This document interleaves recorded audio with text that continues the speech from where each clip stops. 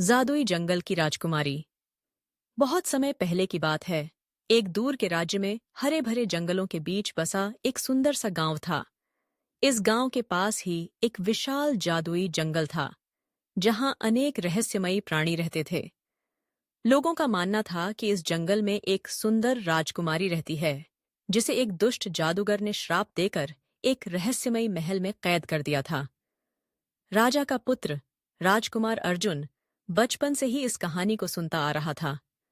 जब वह बड़ा हुआ तो उसने ठान लिया कि वह इस राजकुमारी को खोजेगा और उसे श्राप से मुक्त करेगा। अपने घोड़े पर सवार होकर वह जंगल की ओर चल पड़ा।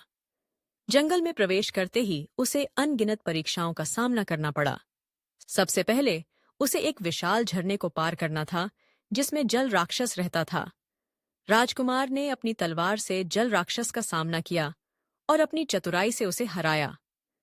आगे बढ़ते हुए उसे एक गहरी खाई मिली, जिसे पार करना असंभव लग रहा था।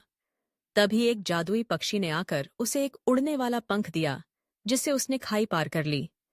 जंगल के और अंदर जाते ही उसे एक बूढ़ी महिला मिली, जिसने उसे चेतावनी दी कि महल तक पहुंचने के लिए उसे 3 पहेलियों को हल करना होगा।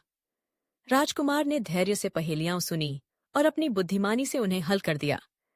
इससे प्रसन्न होकर बूढ़ी महिला ने उसे एक जादुई तलवार दी, जो दुष्ट जादूगर को हराने में सहायक हो सकती थी।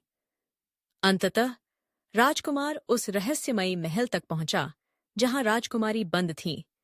लेकिन महल के द्वार पर दुष्ट जादूगर उसकी प्रतीक्षा कर रहा था। जादूगर ने अनेक जादुई हथकंडे अपनाए, लेकिन राजकुमार ने अपनी साहस और जादुई तलवार से उसे पराजित कर दिया। जैसे ही जादूगर हारा, महल का श्राप टूट गया और राजकुमारी मुक्त हो गई।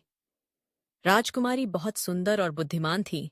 उसने राजकुमार को धन्यवाद दिया और दोनों मिलकर खुशी-खुशी महल से बाहर आए। गांव के लोग उनकी वापसी पर उत्सव मनाने लगे। राजा ने इस वीरता से प्रसन्न होकर राजकुमार और राजकुमारी का विवाह करा दिया। इस तरह राजकुमार अर्जुन और राजकुमारी ने मिलकर राज्य को समृद्ध बनाया और न्यायपूर्वक शासन किया। जादुई जंगल फिर से शांतिपूर्ण हो गया और वे दोनों सदा खुशहाल जीवन जीने लगे।